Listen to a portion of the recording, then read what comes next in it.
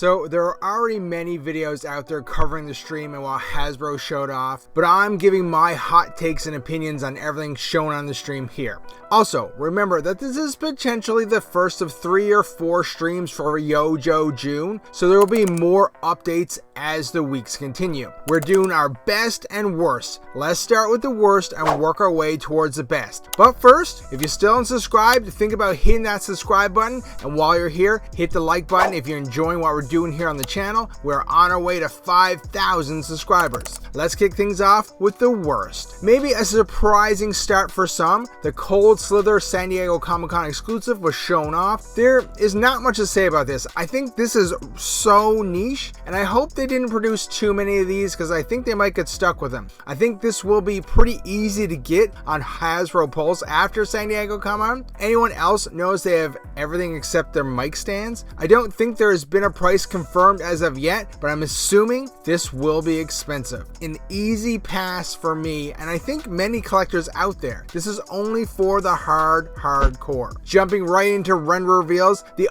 Striker still doesn't look that good to me. While they did explain how the third seat can be removed for a more vintage look, the tire mismatch in the front and the back still looks funny to me. Like I mentioned in previous videos, they're gonna save this one for San Diego Comic-Con. We'll see more in the coming months. Now, onto the police officer reveal. I'm not a huge fan of these real world figures. They don't really fall under G.I. Joe in my eyes, but the police officer does look good.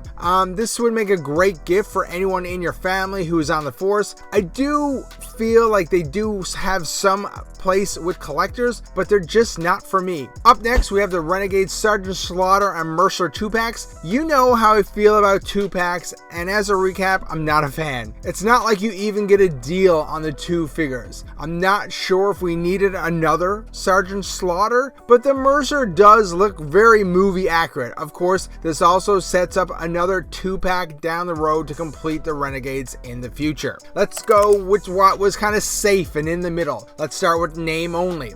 We have the Steel Corps Sentry with Defense Post. Without a picture, I'm thinking a recolor of the Cobra Trench Viper Outpost. This isn't confirmed, it just seems to fit. Maybe some minor retooling. It'd be cool if it ended up looking more like, say, Checkpoint Alpha. One can hope. Now, after that, they added the Desert Scorpion with Scorpion Animal into the mix. It's a good entry. It's obviously going to be a deluxe figure with a pet. A lot of collectors love Desert Scorpions, so I'm sure this is going to be popular when we get the full reveal. I mean, we possibly could see it at San Diego Comic-Con. We'll have to wait and see. There are only 2 name reveals, so let's move on.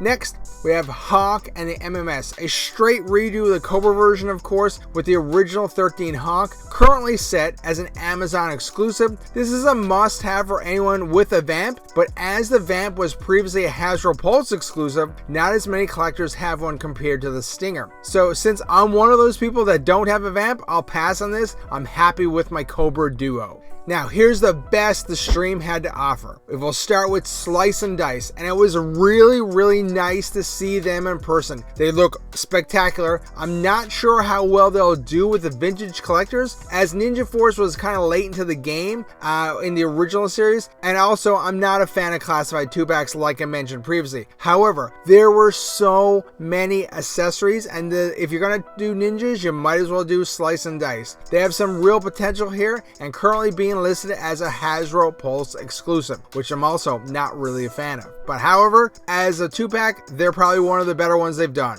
Onto another full reveal, we have Budo. I'm not really sure why they revealed his render on social media ahead of the stream, because he kind of fits right in with Slice and Dice. He's a deluxe figure with a ton of accessories and armor. He will cost a bit more, but you're getting a lot of plastic for that price. He's a mainline figure that is currently up for pre-order wherever toys can be found. Now, the best thing to come out of the stream was the HasLab news. You remember I did a video on the channel where we went over the 4 potential HasLab ideas from leaked information that was out there on the net. Of course, I also hinted that we may not see a 2025 HasLab, so it looks like this has kind of put that to rest for now. Emily from the Joe team, she casually teased things like cool, chill and frosty, leaving me and many others to believe we'll see some form of the G.I. Joe Snowcat as the next HasLab. Of course, we'll get more information throughout the month as YoJoe continues, and I would expect some kind of full reveal